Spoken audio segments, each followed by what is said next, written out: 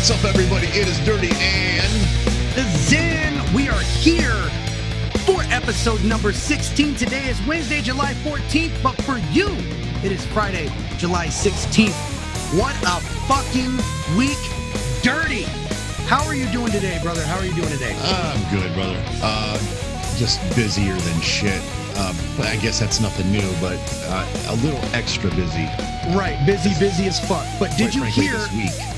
Please tell me you heard about what happened that was so amazing this last Saturday. Tech-9's daughter, Aaliyah, got married. Oh. Yes, congratulations. Nice. Congratulations, Aaliyah. I saw that I had to say that because nothing else good happened this last Saturday, so thought I'd throw in some good news there. But For those that remember, Aaliyah was on Tech-9's song The Rain from his album 15 years ago, and such a beautiful thing to see him walk her down the aisle. Such a nice thing to see. That's so I wanted to start out with some really great news. Positivity. Before we dive into the darkest depths of the MMA topic. It was a dark weekend for DZAN. And quite frankly, I take no solace, no joy in that whatsoever. He's my friend. So no interest in deep diving on any of that to him. But I got to say, we did our live stream on Friday, and DZAN, because I think DZAN fully expected me to pick Conor. Mm-hmm. And there was a big part of me that had every intention in doing that. And then I saw the presser and the weigh-in, and it seemed to me, I kind of have, just based on my experiences in life, and growing up in Detroit and Toledo, it's you tend to be able to read people really quickly. You have to survive. All right. I saw a lot of forcing on Conor's part. That was somebody that was talking himself into something. And that scared me off lickety split. And that's why I picked Dustin.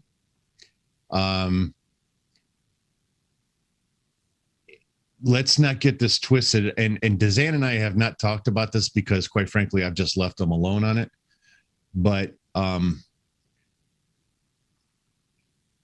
there's no question in my mind that fight was going to end very badly for Conor.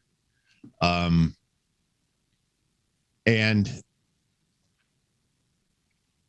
the leading from the beginning of the round to the end of the round, one thing that was very clear to me is that both men wanted to bring as much violence to the other person that they could.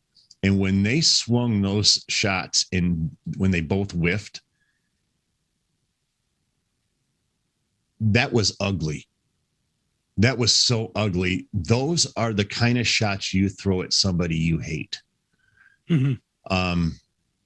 They usually don't land, and they didn't. But there was so much aggression on both men's part when they threw those shots. And they came from back here. They were fastball pitches. And they came from way back here and threw everything they had into it. Mm-hmm. I haven't seen that level of hatred in a strike, in a punch, maybe ever. And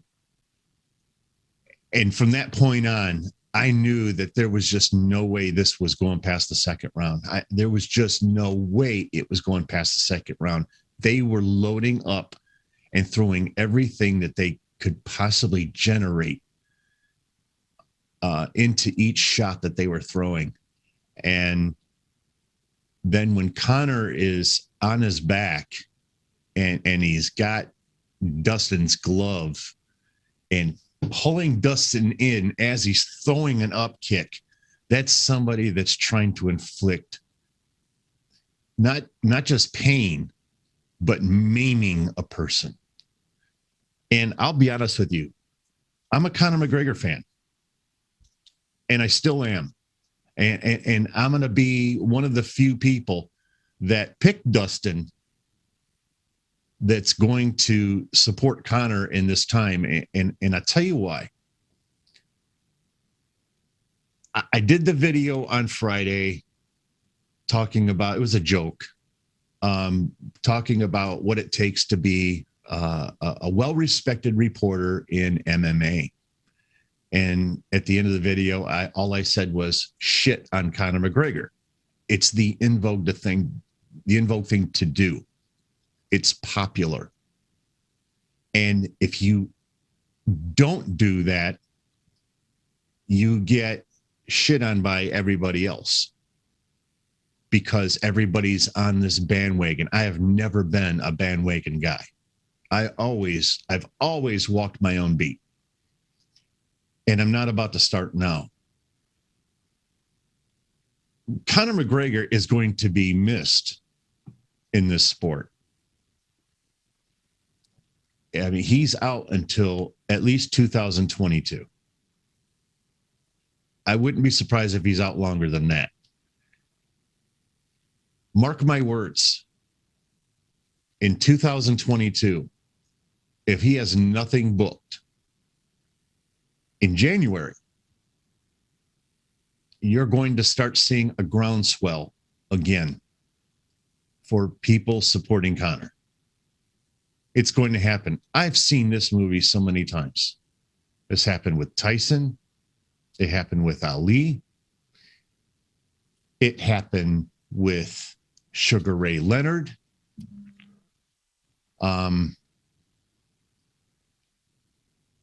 It's the easiest thing to do to be part of a crowd because you've got all the support you need behind you. It's very difficult to walk your own beat. And it takes a set of balls to walk your own beat. And it takes individualistic thinking to walk your own beat. But that's not the world we live in now. Everybody has to belong to a tribe. That's why religion exists. That's why all of these groups of women, groups of men, groups of black, groups of white, groups of Protestants, groups of Catholics, all of these groups exist because everybody wants to feel like they belong to something.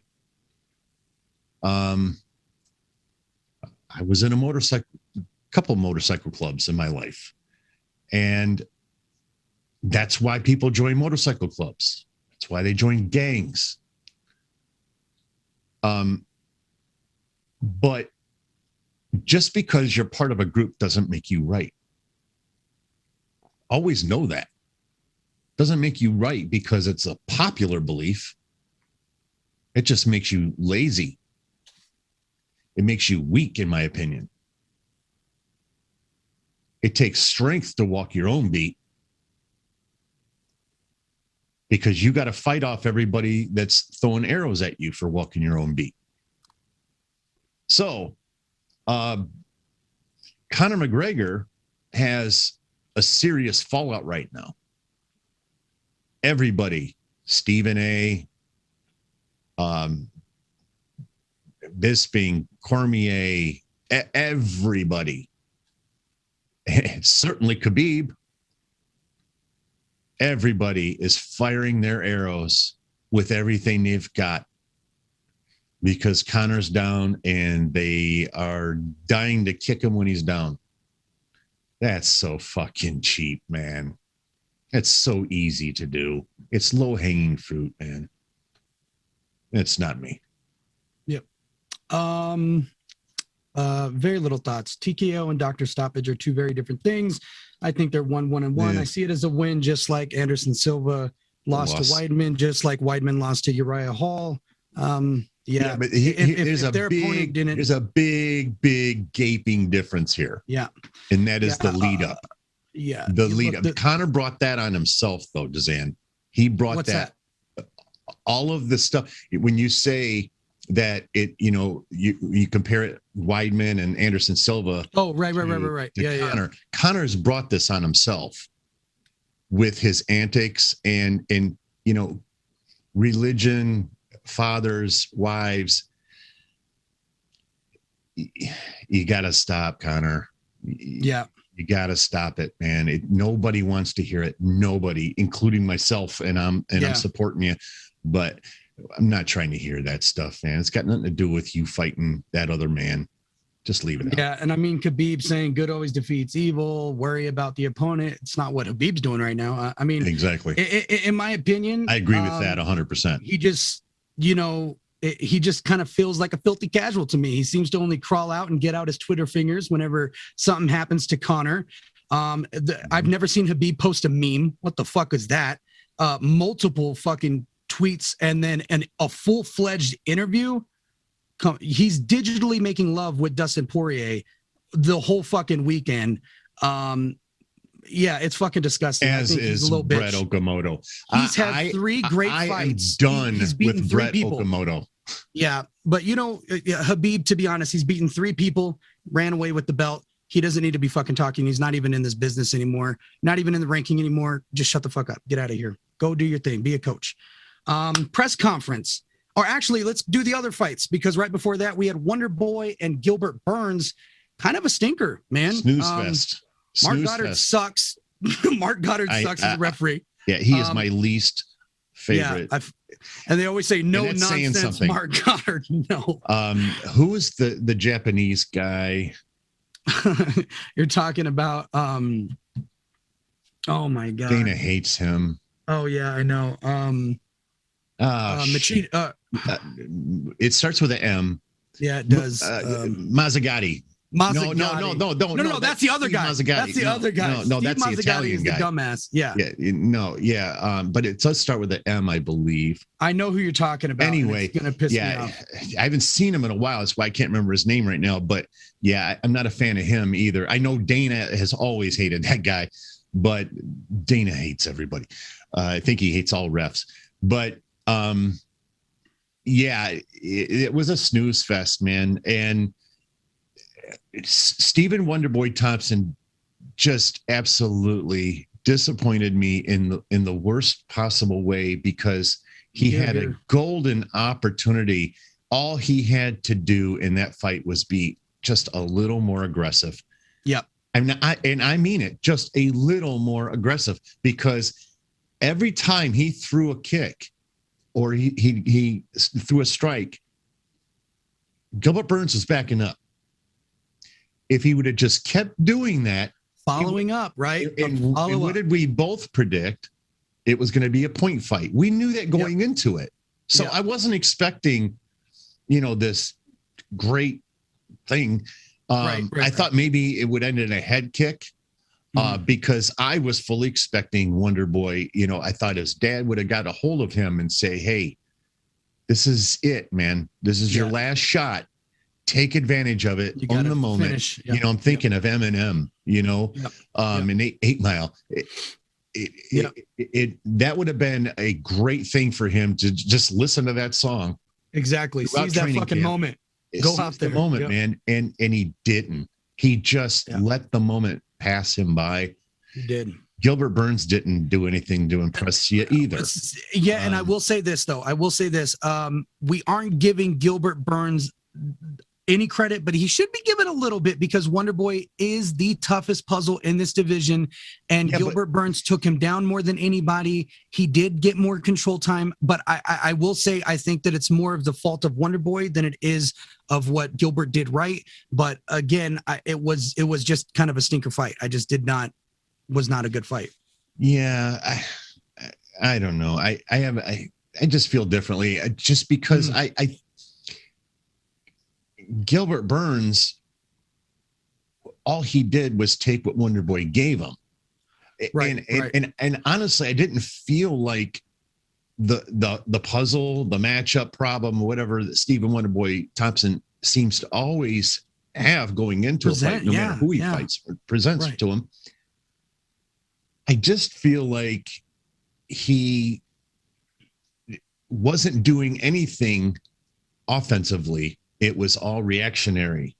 Yeah. And that part was unimpressive to me. And I get it. It's Wonder Boy, but there were some big openings and he was always on his heels, other than a couple moments. But for the most part in that fight, he was constantly on his heels. That's not Gilbert Burns, man. Right. And, we saw him fight Kamaru Usman, and he put Kamaru Usman down. Who puts Kamaru Usman down? Nobody. Not even Jorge could have. No. Nobody. And there were some golden opportunities for him in that fight. And Gilbert hits fucking hard. He does. He fucking hit hard. Considering he's a BJJ guy, he right. He really does. He's one of the heavier hitters from that ilk. Yep. So, but hey, how about this? All right, your guy being able to take out my boy in 11 significant strikes, Tai Tuivasa, bam, knocking out Greg Hardy in 11 significant strikes. Now, I will say this, please just let me get this off. My boy had one hell of a shot, and he had a big rookie mistake by thinking and attacking him instead of waiting a second. He got Tai a little bit off kilter, and he went in for the kill when he should have remained calm, right? Because any veteran, especially Tai, when you're in that position, when you get rocked, you yourself stay composed and you're in a fighting mode too. So then he returned fire back to Greg. It was great, man. It was great. I all respect to Tai. I love fucking Tai. A big rookie mistake by my man Greg Hardy. Dude, these are learning lessons. I'm going to leave you alone on this because you've had enough to deal with. So I'm going to move on from even talking about the fight because I have a completely different take. Please tell me. I think Hardy's got to hang it up. Really? He was so outclassed, and I'm not sure. I wouldn't exactly say that he was rocked. That Tai Tuivasa was rocked. No, he wasn't rocked. No, off kilter. He did get him. He stumbled him. He got him stumbled. He hit him right in the temple. In my opinion, he was so far outclassed in that fight. Tai Tuivasa was just head and shoulder levels above him. Help me, Greg Hardy. Jesus, Hardy. But let's just get out of that. We have got to talk about the shoeies, man. Oh my! The shoeies, fucking dude. Listen. It's Does disgusting. he not know that there's a Delta variant out there? It's disgusting. Yeah.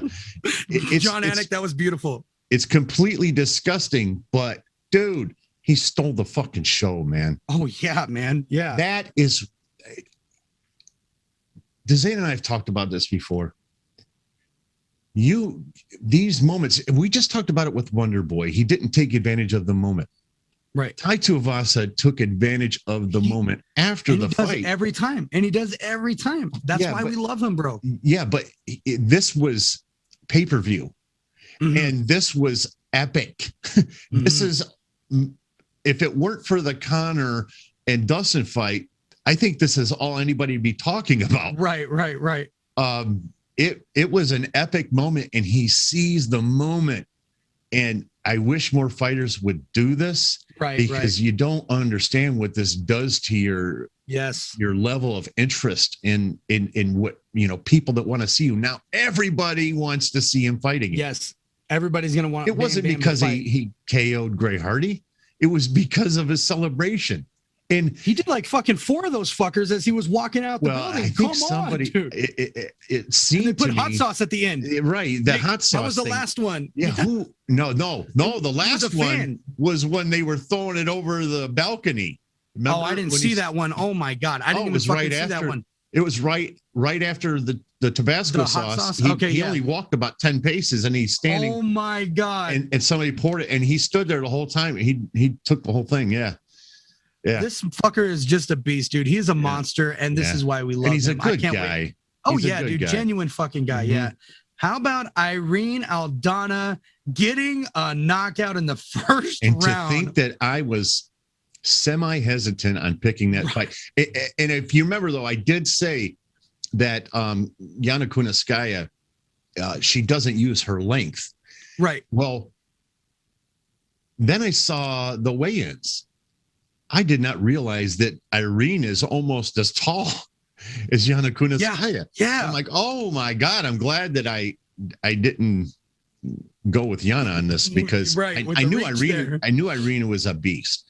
Yeah. But I also knew that Yana is a really good fighter. And if a coach could get a hold of her and teach her to create that space for herself.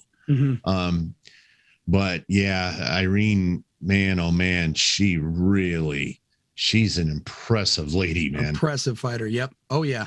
And then let's talk about the fight that opened up the card that everybody was talking about afterwards. This fucking zombie, Chris Matuno. What the fuck? First of all, let me just get my take in it real quick, and I'll just throw it to you, Dirty. I always have different takes than Dirty, and this is why we love this. I thought it was a great stoppage by Herb Dean.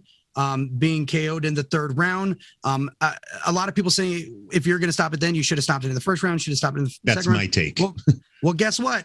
He still stopped it when it needed to be stopped. He saw that this man did not need to take any more punishment. And if you watch the last 7 seconds, he absorbed 8 shots without returning one back.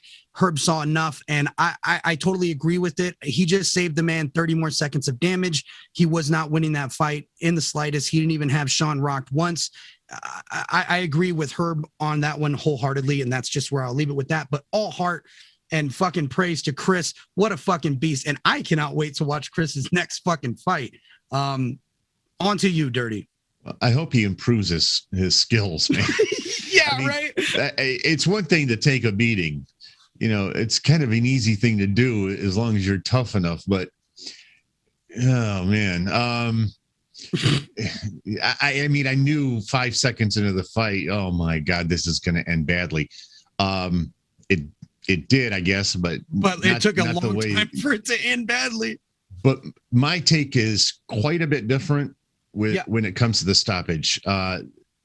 100% that fight should have been stopped in the first round. 100%. That kid is going to speak backwards by the time he's 50. You cannot allow somebody to absorb that type of damage. I have a big problem with the stoppage or lack thereof. Listen, man, it's up to the referee to save somebody from themselves, because a lot of these guys, you not all of them, but most of them, you don't get to the point to where they're at unless you're a proven tough guy or lady. Right. That's when it becomes incumbent upon the referee to save him from himself. That kid was never going to quit. That's clear. And that was clear. Did he ever knock him down? I don't even think he knocked him down, right? Knocked him down. Sean knocked him down? Yeah. I don't think he even knocked Chris down once, did he? Did. Yeah, he did. He did? Okay, it was nasty. Yeah. He went down pretty hard. Back. Okay. Yeah, first round, I believe. Was it? Okay. Yeah. But yeah, I really, it was after the knockdown, I believe it was. And he got back up and he's taken more shots and more shots. And I really hate the stoppage. And I'm a Herb Dean guy, but man, I'm the kind of person, if you're wrong, I'm gonna tell you're wrong, whether I like you or not. Right. I'm all about loyalty. Yeah. But at the same time, you got to be able to be truthful with the person you're loyal to. And, sometimes you have to have difficult conversations with people. And the difficult conversation we're going to have with Herb Dean is save the fighter from himself. It's just that simple. And I'm surprised in Herb for letting it go as long as he did. With that said, the stoppage at the end, there was 30 seconds left, but the fight was over anyway. Nothing was going to change. And that is 100% guaranteed. The only thing that could have possibly have changed is that Sugar could have got the KO or the TK. Well, he did get the TK, but a KO. Right. Did you think that Herb should have let it go the last 30 seconds, or are you just more in the camp that he should have? Okay. No. So you're okay with the stoppage. I'm okay with the stoppage that it didn't happen earlier. Right. Yeah. I mean, to say I'm okay with the stoppage in any way is incorrect, though. I mean, because right. It should have been stopped a long time. It should have been stopped in the first round. Right. You know, and those are also points I agree with. I do agree with you with that. It's how many boxers have we seen now that just can't even speak? Yeah. You know, well, I mean, shit. Have you heard? This planet so temporarily, and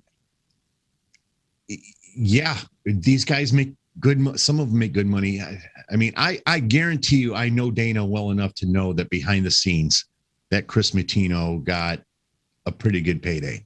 Oh yeah. Dana took care of him. Yeah. That's what Dana does. You know, we've heard so many stories. Yeah. I remember DC telling a story one time about Dana giving him $1 million.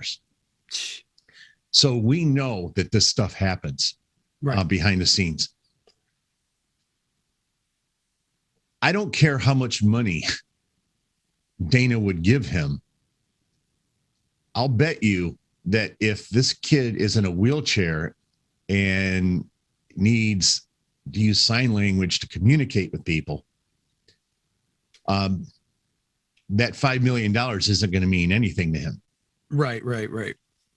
And he's too young to understand that, you know, we all know this, right? Once you get to the age of 30 and you look back when you were 20 and 21, 22 years old, and you thought you were invincible. Right. And the older you get, the more mortality sinks into your brain. And, and you start becoming much more cognizant of the fact that you are a mere mortal and we're so temporary. And just one wrong thing can alter the entire course of your life, the old butterfly effect. And you get somebody that's taken that kind of brain damage, man. Just get him the fuck out of there. Yeah. He might hate you now. He's going to love you later. So. Well, on that light note, that was your 264 wrap up. That was the main card. But, you know, I think it is noteworthy of pointing out that, I was disappointed that Carlos Condit lost the fight, but I already fully suspected that. As a matter of fact, I touched that in the live stream. Carlos Condit just hasn't grown as a fighter, you know, as badass as he was, and he will always be in my mind. The game has passed him by. Yeah. And unless he goes on to fight Nick Diaz or an old school guy who hasn't evolved like he hasn't, I'm very interested in that fight. Yeah. But for him to fight Max Griffin, who is a newer fighter, and I wasn't terribly impressed with him either. I would agree with that. But he is newer, and newer means you've learned more current stuff, you know. So, yeah, I'd either like to see Carlos hang it up or fight some old school guys, and I'm down with that, man. All day. Yeah, I love legacy fights for these guys. You think of guys like Carlos Condit, Tim Means. These are the guys that you just want to see some great legacy fights before they hang it up, because you know that run is out of them. The run is done. The title run is done. Yeah, I have often said, DZAN, that I would love to see a UFC legacy league. Right. I think that would be dope as fuck, man. Yeah, that would be really cool. Just you have to be retired maybe for 1 year or 18 months before you can enter it. You know, cut off is like 35 or something. You got to be at least 35. Exactly. Like can't be Henry Cejudo and come on in at the age of 30 or 31. Well, yeah, I mean and I don't think Cejudo or anybody else would want to win from like that. But, right. But it's just like the senior PGA, you know. Yeah. So I think there would be a lot of interest in something like that, you know. Have somebody like Nick Diaz and Carlos Condit and oh my God, I'm having a brain fart. The Hawaiian guy. Mark Hunt. No. He's Australian. He's Samoan, but he's Australian. Yeah, I keep or New Zealand, whatever. No. God, dude, you're talking about legend, man. Come on, BJ Penn. BJ Penn, Jesus. Oh, okay. Yeah. BJ Penn. Right. Something like that. I think that would be really, really cool to do something like that. That would be dope. There you go, Dana. Another $1 million idea. Thrown at you. Look, UFC 264 was shaping up to be the card of the year. And for DZAN, it was the worst fucking thing on earth. Both of my guys from Albuquerque lost. My boy Ryan Hall lost. Greg Hardy lost. Conor broke his foot. Let's move on. It is official. DZAN's dying to move on. Do you like my segue? That was my segue. Oh, wait, one more thing. But I didn't let him, though. And I did it for you guys. I did it for you. I want to point out something. Yeah. Dirty is a true friend, okay? Because he should have started this podcast saying, I'm 5-5 and he went 3-5. I'm always right and he's a loser. That's how he should have started. But he's a real fucking friend. So I'll be the one to say it. You got 5 out of 5. You got them all correct. Great fucking job, Dirty. And I will stop choosing with my heart and start choosing with my head, just like this week.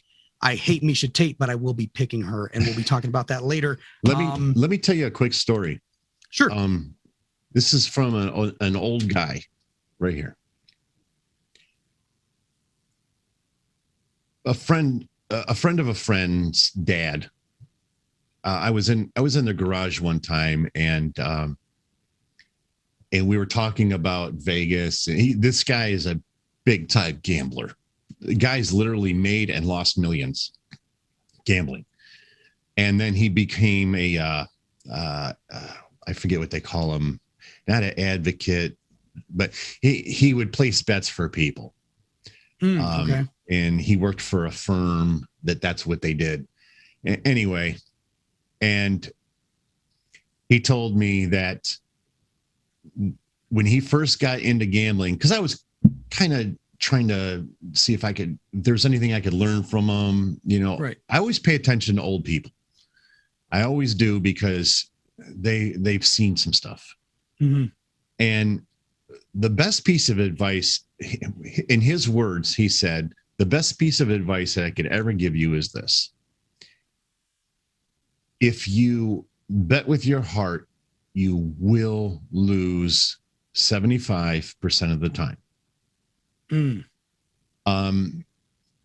And the reason being, it's not just because the fighter or the team or whoever it is going to lose. It's because not only is there a 50% chance that they're going to lose, we'll say 50%. Right. But generally, when it's you're betting with your heart, you tend to bet more. And absolutely. So he lost a lot of money. He was a big Detroit Lions fan. He lost a lot of money over the years. And he was a Detroit Pistons fan. He lost a lot of money. What he did make a lot of money was on the Red Wings. But that was just happenstance. And he told me that himself. He said it wasn't anything I did. He said it was just happenstance. Detroit went on a run that nobody expected them to go. Red Wings, I'm referring to. Right. They went on a run that nobody saw coming.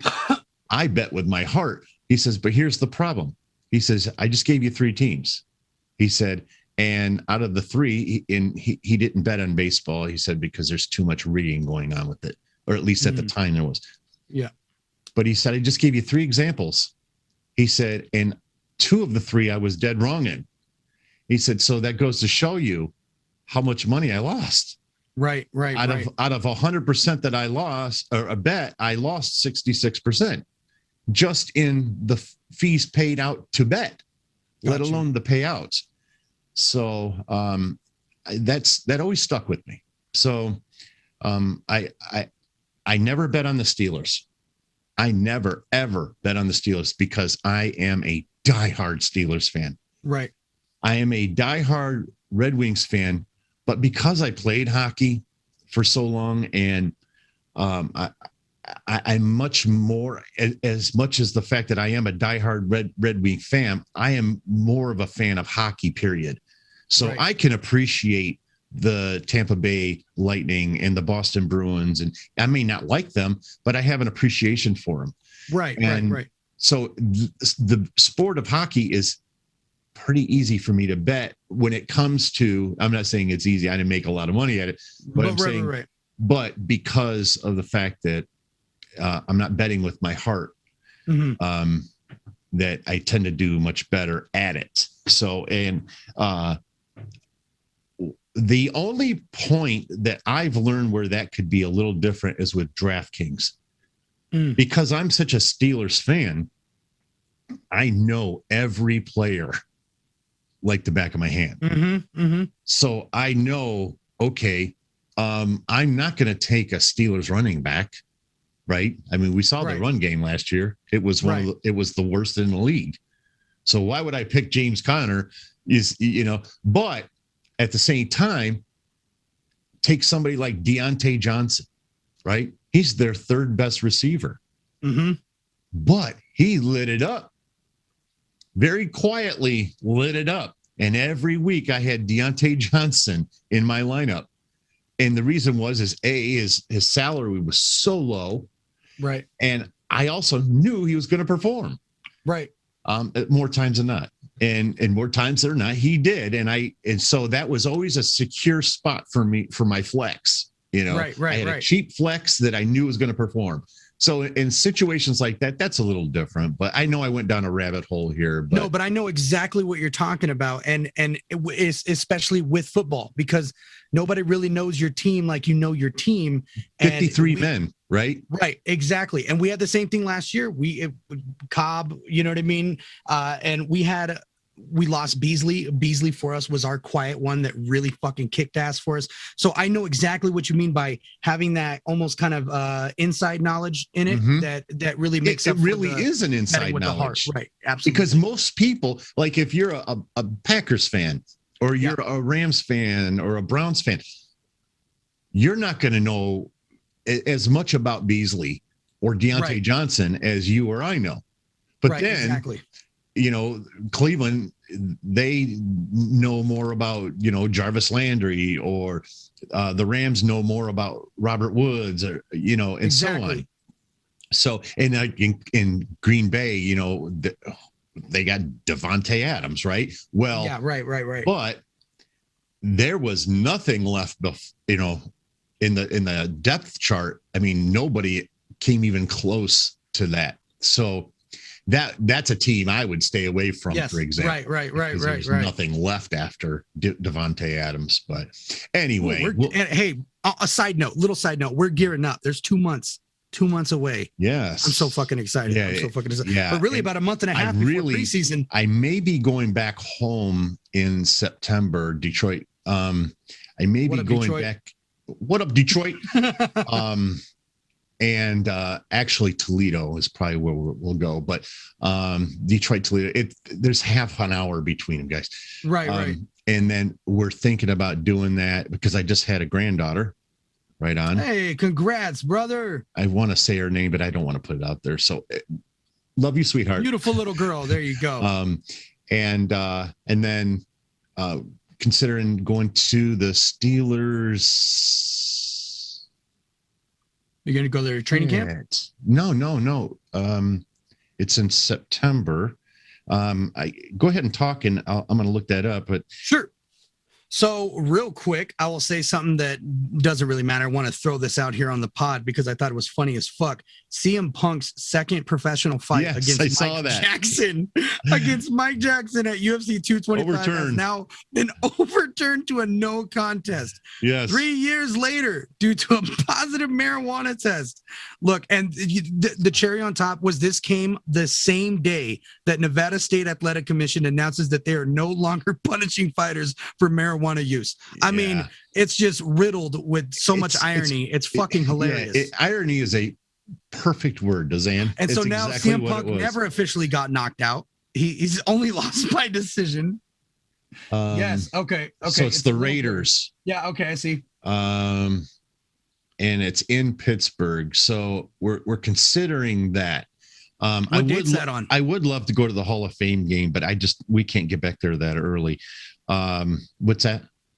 What date's that on? The Raiders, the 19th. Steelers. Oh, nice. Okay. 19th. Yeah. So, yeah. Yep. So, yeah, heading back home and maybe catch a Steelers game. And it's in September. So may be able to catch a Red Wings preseason game in Detroit. That would be really cool. A little bit of a twofer there. Toledo Walleye have I used to have season tickets to the Toledo Walleye, which is the minor league affiliate for Detroit Red Wings. And actually Toledo's where they play their hockey, really nice facility. It's about 10 years old now, but it's like kind of state of the art. And wow, it's an amazing arena. It seats like 10,000 or something, but but it's really nice in there. And they put a really good hockey product on the ice. So might be able to do a three-fer and see my grandkids and all of that. So fuck yeah. All right. So, all right. Well, look, yeah, I can tell you a lot of people that are going to be betting with their heart. Nick Diaz versus Robbie Lawler is officially confirmed for September UFC 266. But hang on. Legacy League. That would be a perfect one. Oh my God. Let's get this started.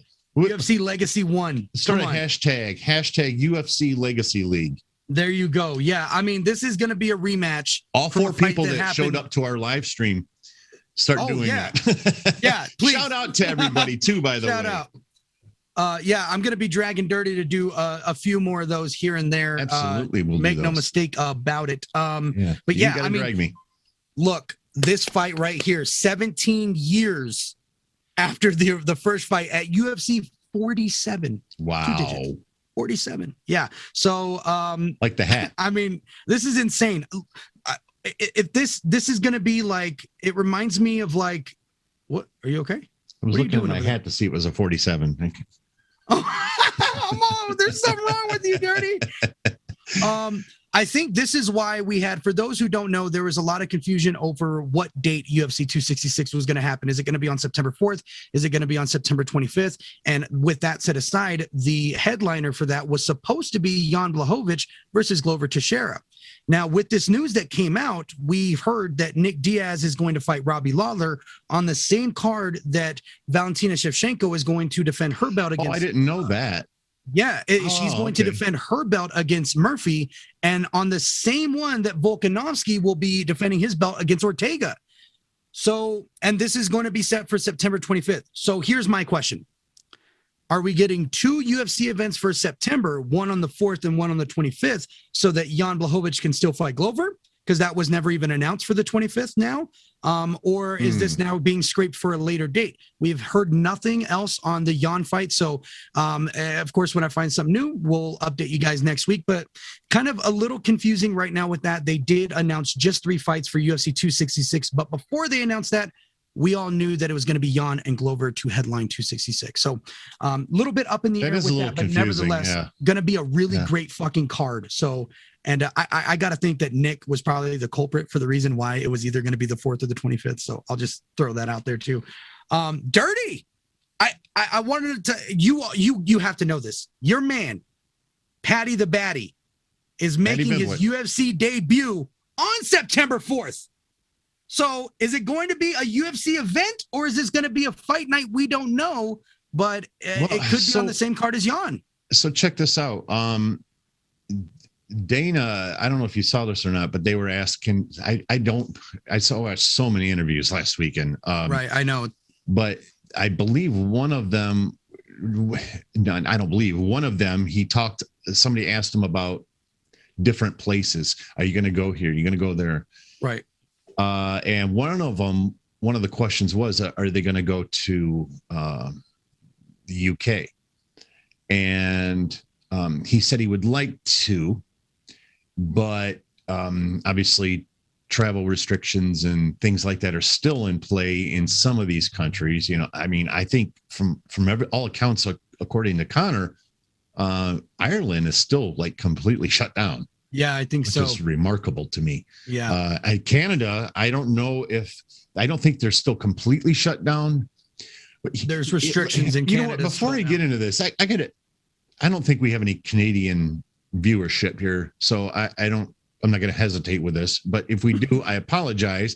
But I'm banned from Canada, legally banned from Canada.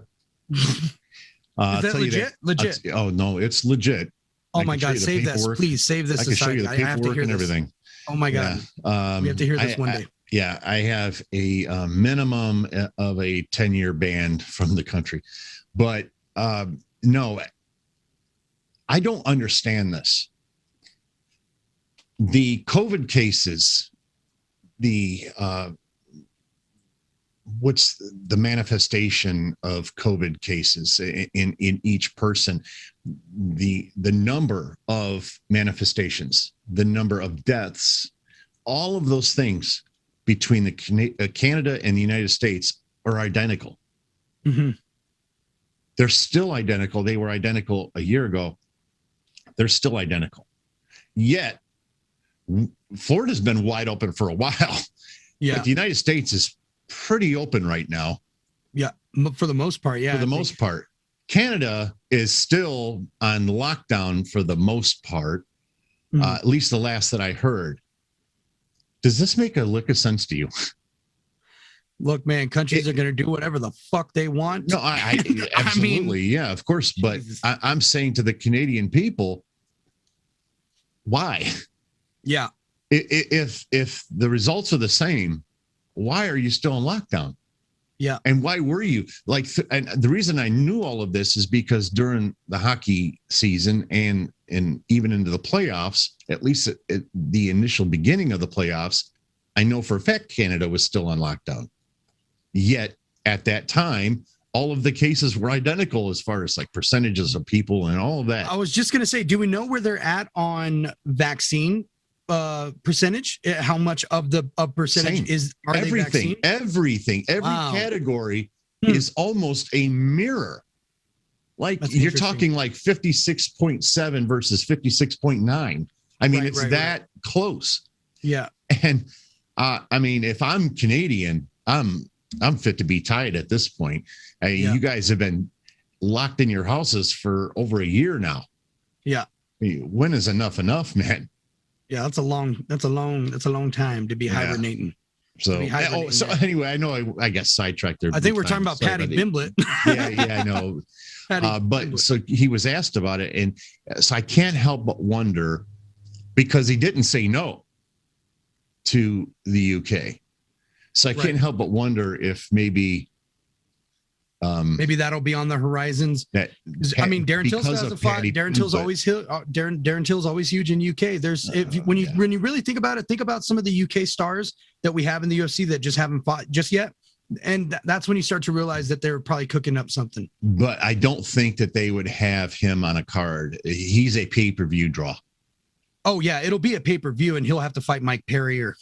Yeah, but what I'm saying is that Patty Pimblett, unless he were part of another pay-per-view, they wouldn't do a fight night though. Is what I'm saying. So no. If it were a fight night in the UK, it would make sense to have Patty Pimblett headline it. Headline it, right. You know, yeah, absolutely, yeah. He's a huge guys. I don't know if you're aware or not, but he is a huge star in the UK and in Ireland. That they did Cage Warriors, and he was in Cage Warriors for years, man. If you've never seen it, just go back and watch Fight Pass, watch Cage Warriors, and you'll see him all over there. He's a legend. It only took a couple Google clicks to realize the impact that this kid has in his area. So yeah, absolutely. And his hair. You gotta love the hair, man. It's especially flopping all over the place. It's great, man. He's an old school fighter. Right. But he does have some new school technique, so it'll be interesting. The last thing I have for MMA news is Khamzat Chimaev no longer with Ali. Tentative comeback for UFC 267 on October 30th. You know that has got to stick in Ali Abdelaziz's crawl, man. Yeah. Oh, by the way, you saw him out certain now things too, happened. right? But wait, say that again. You know that he's been doing the Conor circuit too. Oh yeah. Ali Abdelaziz. He was on, I think, ESPN, and I just didn't include him because he's always on it. Like once a week, once every other week, he'll be like, just remember.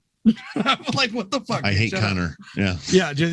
But he said some things happened. I don't know what happened. I know that Khamzat had a falling out with Khabib, if you remember, on Twitter a month and a half ago, and it got a little political. So I'm wondering if that definitely, probably positively has something to do with this. But nevertheless, UFC 267. Definitely, probably with Li Jingliang, and that's not a fucking slump of a fighter right there. This is going to be a good fucking fight. Oh, I'm really excited for this. Boy. That is going to be a really fucking good fight. I don't want anybody looking past Lee here because of Khamzat's star power. If you don't know Jing Yilang, you need to fucking go look him up. He's a fucking beast. He's a beast. And again, he's a another fairly one of those popular fighter, though. I think most people probably know him. Yeah. That's all I had for UFC news. Did you have anything else besides maybe looking at? I just want to add to the fact that, to kind of dovetail on what you were saying about, his Khamzat's star power and all of that, because there are levels, man, and we've seen this movie so many times where a guy just starts buzzsawing through everybody, and all of a sudden he gets in the top 10 and he starts looking human. So, and I'm not saying that Khamzat won't absolutely slay the whole roster. He could very well do that, but I wouldn't be surprised if he doesn't, is all I'm saying. Right. Yeah, I'm myself expecting a much tougher fight, a more normal fight that you would see in a normal fighter than somebody that you just think is going to freakishly crush their opponent. I guess let's take a quick look at UFC Vegas 31 that's going to be coming up here tomorrow on ESPN Plus, 8 p.m. for my time. Don't give a fuck about yours. We got Gabriel Benitez up against Billy Quarantillo. I'm glad he does this part of these podcasts, guys. It's quite comical listening to him. I laugh, but I can't pronounce him either. He did it last week, and I was laughing my ass off at him last week. Actually, even during funnier when I'm trying to do it because I can't. Yeah. Anyway, Jeremy Stevens coming back on his card. He's not facing the person he was supposed to face. He's facing Gamron. I don't know this guy. I don't either. Never heard of him. All right. Never heard of him. Marion Renault versus Miesha Tate. Marion Renault, 9-7. She has not been on the best of runs. I think they're trying to throw. She's a Miesha good Tate fighter, though. She has been in the past. She's been a really solid. Matter of fact, I remember when she first came in, Ariel was just going crazy over her. When she first came in, she was a bit of a talk, man. But she got humbled a little bit, but you never know when one of these fighters reignites themselves, right? Miesha Tate's coming off a 5-year, 4-year, 5 years. I was just getting ready to say, she was a long layoff. Yeah. Did you ever hear the story about Sugar Sean O'Malley when he ran into her in the elevator? No. Well, she had been retired and stuff, and apparently he was hitting on her. Oh my God. I think they were at the UFC Apex, or not the Apex, but the big training building, center, training facility. Yeah. PI Performance Institute. PI. Performance Institute. Yeah. So, but I love Miesha Tate, but that's primarily because of all of the stuff that you hate Ronda during Tough. It wasn't so much that, it's just as a fighter, I love Ronda, but just as a human being, I don't like. I agree with you 100%. I totally agree with you. But yes, then we got Islam Makhachev versus Thiago Moises. That's going to be a really good fight. Thiago's a beast, but I just don't see anything but domination here for Islam. I think he's going to tear through him like a wet tissue paper. That's just what I believe in my heart. I think so too. Yeah. Yeah. All right, man. Is it time? Can I finally get some music for after 2 weeks, almost 3 weeks now? Listen, I don't know how long we've been recording, guys. There's no timestamp thing on here, but I can tell you, we went on a lot longer than I expected. Do we need to do a separate one for him music? To be able to go. So, yeah, that was good enough. Do you want to do a separate one for music? No. Let's just get into it. Let's just get into it. Look, I tell you, hang on 1 second, you guys. Okay. Hang on 1 second.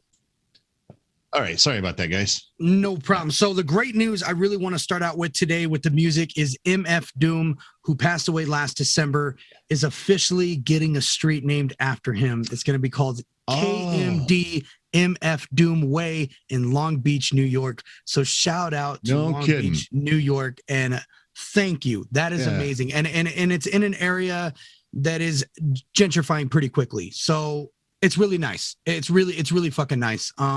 I can't be happier. MF Doom has always been one of those rappers that has been on a lot of people's lists that never gets talked about by anybody else. Does he get slept on? He is the most slept on. Yeah, legit. Yeah. No, that reminds me of the joke that I can't remember if it was Kevin Hart or who where he says that it's ironic because Martin Luther King Boulevard is always on the most violent street in every city in the country. Yeah, I almost feel like that was a Chris Rock thing or something. Chris Rock, that's what it was. Yeah. It was Chris Rock. Yeah. Sorry about that. That they tend to be more violent. Yeah. But in more news with that, I mean, not good news though. I mean, Corey Walker, if you guys don't know, he's one of the murderers of Pop Smoke. And the state will no longer be pursuing a death penalty, from what I understand, a clerical error, not being able to have the paperwork in order right away. They reset it for August. So you didn't get a stay. Right. So granted, he wasn't the one that pulled the trigger, but he was one that was robbing Pop Smoke. It was actually I believe it was a 14-year-old kid that shot Pop Smoke. But nevertheless, they're going to be looking like pursuing the 30-year agreement rather than life, or I'm sorry, the life agreement rather than the death row agreement. Yeah. Okay. And then one last thing for these rappers that have passed away, we got the official cause of death for DMX, which we all kind of, had that idea. It was a drug-induced heart attack. I just really want this to be a message to anyone that's going through this same kind of shit, that this could help change them for the better. Always seeing somebody who's in a similar situation meet that end that you see happening or may not see happening, that's creeping close. I really like this to be that changing point to help change people. But rest in peace, King DMX. Yeah, that's what I had for that. Other than that, we got some fucking amazing music, Dirty, that has came out. And I'll start out with one album that come out that I know you heard and want to get your take on. Tyler, the Creator, Call Me If You Get Lost. Give me your thoughts. Well, I unfortunately have to be a little careful here. And the reason is because I just got another PayPal. And I believe it's for an interview for Tyler, the Creator. But when he sent the PayPal, he said, listen, I know you're probably getting kind of tired of Tyler, the Creator. And I know you didn't really vibe with him all that much, but I want you to check this out. Yeah. No problem. I always keep an open mind. Yeah. He's just not somebody that I connect with. For whatever reason that is, I just don't connect to it. Once in a while, I'll hear something from somebody new, and I'm immediately all in. I can tell you, Cole was like that. Mm-hmm. First time I heard Cole, I'm like, oh my God, dude, man, this is fucking awesome. Yeah. First time I heard Tech 9, I lost my mind. Yeah. The first time I heard so many people, I could just go on and on and on. Yeah. First time I heard, I'm like, that's it. But then there's a level of people that I didn't quite take to right away. I'm having a brain fart here, guys. You guys, I want to explain something to you. I don't talk about this very much, but I have an illness that I don't disclose. I don't talk about it, but I'm on a tremendous amount of medications, and it really fucks up my memory badly. So if I punch out for a few minutes, that's what's going on. All right. And this is going to happen to me right now because Hobson. Ha Hobson was somebody that I didn't take to immediately, but now I can't get enough of him. Tyler, the Creator, is none of those things for me. I haven't given up on it, but so far, no. And that album, there were some songs in there that I was vibing with, but for the most part, no. I just wasn't feeling it, man. I didn't feel any inspiration in there. It felt kind of empty. There was just a certain emptiness to it to me that completely understand. Yeah. Okay. Yeah. So that's where felt I'm the at with same it. too. Yeah. I felt the same too. Look, Tyler has always been a rapper that I respect wholeheartedly for his raw lyrical ability. He does a lot of great things within his writing from a technical aspect. Musically, he produces a lot of his own records, does a lot of the mixing and stuff. It sounds very juvenile at some points. It sounds too mixtape when it's on an album. That's a good way to put it. That's a great way to put it. Yeah. But that's really how it feels. When you listen to this, I'm hearing a mixtape that doesn't look like it's fully put together with thoughts of it being really cohesive. This makes like perfect sense and dovetails what I was saying. Right. There's something missing. Yeah. And that's really what it is. It's missing an overall substance to it that ties it together. Dare I say, I think that he would have benefited greatly from working with a different producer. Yeah, absolutely. And that's really one thing that it's my constant gripe with Tyler. He needs to branch out a little bit more. He's on that indie shit, which is great for a lot of rappers. You look at a lot of rappers Tech Nine that do the indie thing, and they do amazing with it. They do amazing things with it. But there comes a point in time where even they partner with somebody as well. It doesn't have to be somebody in the industry, but another mind in hip hop to really help grow those thoughts organically. Because you can get a little too lost in your own head and think it sounds completely different than what other people are, getting. I cannot tell you how many times I have written a riff and I'm like, oh man, I'm onto something here, man. Yeah. I am onto something here. But what I always do, and I've always made this a habit, is I always stop playing it and I record it. Right. I stop playing it and then I give it at least a week, minimum 1 week before I listen to it again. Right. And I will tell you 9 times out of 10, I delete it. Yeah. I scrap the whole thing because I'm like, oh man, this is just not getting it. It's not enough. It's just not enough happening here. Working with a producer forces you to do that, right? Because a producer, if you have a producer that A, you respect, right, and B, that commands respect enough that he has the final say in it, right, and tells you that you have to scrap it or continue to grow that one, that benefits everybody. And I don't care who you are. I don't care what level of producer you are. I mean, there's no doubt in my mind that as much respect as I have for Dre, that he hasn't at the very least worked with other people behind the scenes, if nothing else, that have helped shape him along the way. Right. Because he's so good at what he does. His beats are epic. Yes. And so memorable. Whereas Tyler, the Creator's beats are very, very forgettable. Mm-hmm. Not all of them, but a lot of them. They're very, very forgettable. And what's the difference? Well, some people have natural abilities. Yes, there's a Right. lot of that. But I also can't help but wonder the people that Dre's worked with and learned from versus the people that Tyler, an indie guy, has worked with and learned from. Yep. Completely agree. I think he needs to branch out a little bit more. It was an okay project for me. It was an okay. There was one or two songs. There was one or two songs that were great, but it was okay. Some more albums that dropped: Logic, Young Sinatra Collection, Volume 1.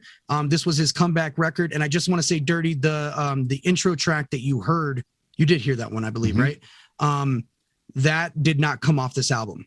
So that's not on here. I knew that not after the fact. Yeah. Okay. So that's not on here. And then he actually just came out with another single that's not on this album at all. But nevertheless, this album was pretty good. Some of the songs sounded the same. And I didn't see a whole lot of growth from Logic for being off for a year and a half, 2 years. I don't even see it as a retirement comeback. It wasn't Cole. He just didn't drop an album for a year and a half. That's all. That's really all that happened. So it was pretty good. That's it. I mean, it was pretty good. But I love Logic, and I think with Cole, the buildup was so immense that a lot of people, their expectations were so high that when they heard it, there was a level of disappointment for some people. Not me.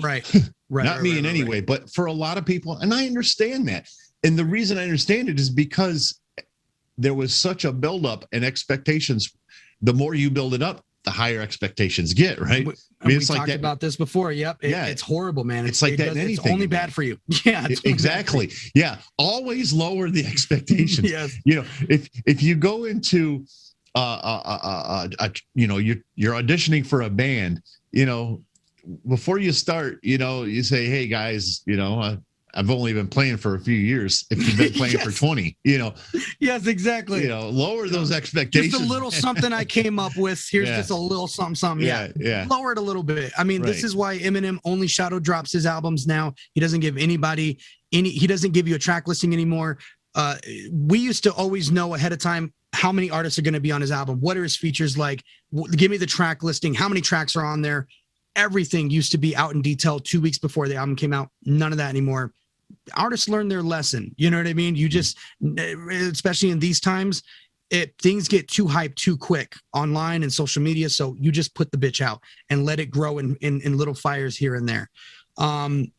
Ski Mask, the Slump God, came out with the mixtape Sin City mixtape, and it was fucking dope. I do not like Ski Mask, the Slump God, but this was one hell of a mixtape, and I felt myself like I was 14 years old, fucking boxing and just getting all my angst out.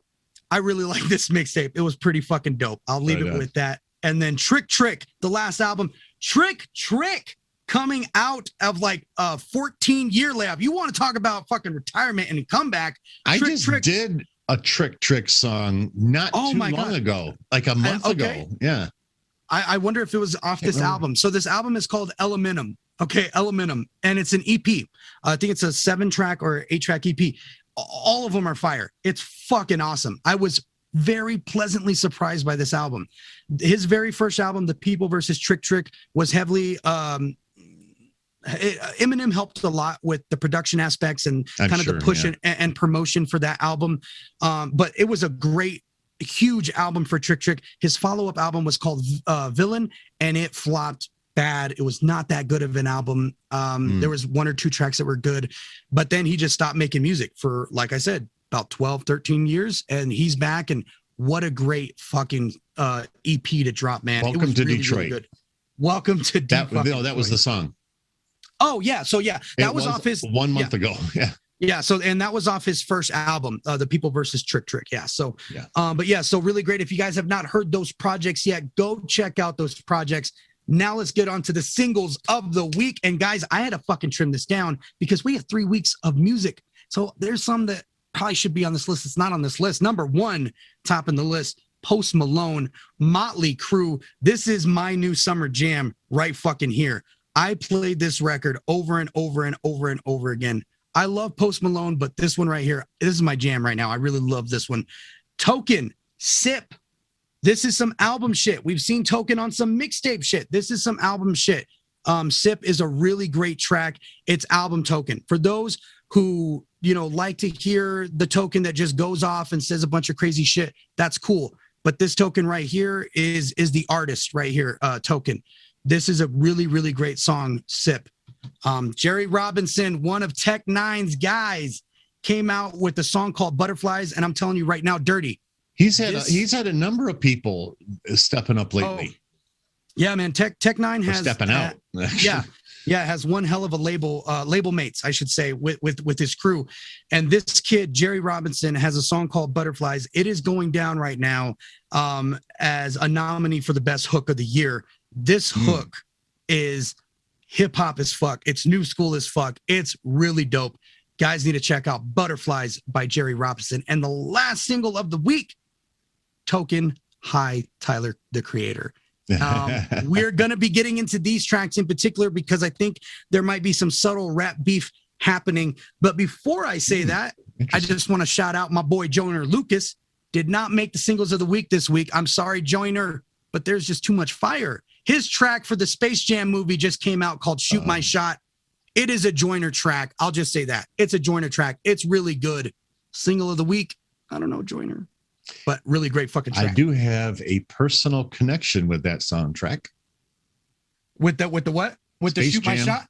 Space Jam. Space Jam. Oh, yes, soundtrack. you do. Yes, you do. Yes, I do. Yeah, I love Joyner. I don't know what you're referring to, but that's surprising. Yeah, he just released it a few days ago called Shoot My Shot. It's dope. It's really dope. It's good. But it seems like it's a Joyner track, and you could tell that he did it for the movie. Joyner is a very personal rapper. He always speaks from his experiences and his stories and stuff. And you could tell that this is one of those racist. It's more mainstream. One of the most epic, life-changing videos I ever reacted to. That one goes way back. Yeah. I went on for quite a while on that video. I remember that. I got a lot of love and a lot of hate. There's a couple more of his. There's a couple more of his that you really have to do that. It's like that in that style where it's first person kind of. Yeah, I did a couple of.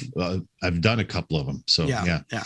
He's always amazing with his visuals, man. He's always amazing with his visuals. Anything you else got? Do you have anything for music before I move on to this rap beef? Just a few things here. And I'll make them really brief. Megadeth, I subscribe to their lead guitar player's YouTube channel. His name is Kiko Luero, phenomenal Brazilian guitar player, shreds like nobody. He announced on his YouTube channel that they're going to be touring in August, which means that's got to mean that album is coming out really soon. Still don't know when, but there's only 2 weeks left in July. So right. So it's got to be really soon. And then I got my Neural DSP Quad Cortex, and I have been making some music with it. And anybody out there that may play guitar that is interested in that, I will answer the question, does it live up to the hype? For the most part, yes, it does. There are a lot of updates that need to be done. There were some amps that were promised in it that aren't there yet, but we're on version 1. Firmware 1.03.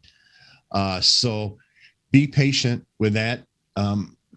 But just yesterday, it went to 1.03. The prior version was 1.01. They skipped number 2. I was like, but it has a digital flanger and a shimmer reverb in it.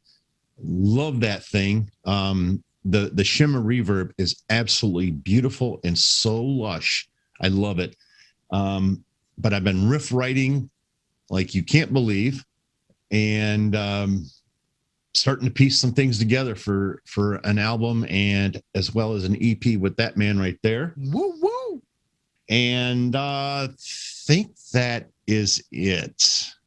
Yeah, that's all I've got. So yeah, man, when you showed me that picture of that toy, ooh, I looked that up. You showed me that video. Oh my God, I could not believe what that fucking machine could do. And the way it makes it sound is so fucking good. Well, It's as a matter of fact, I just posted on Instagram yesterday, I posted a video and it's entitled Dirty Does Doom or something. Yeah. Dirty's Doing Doom.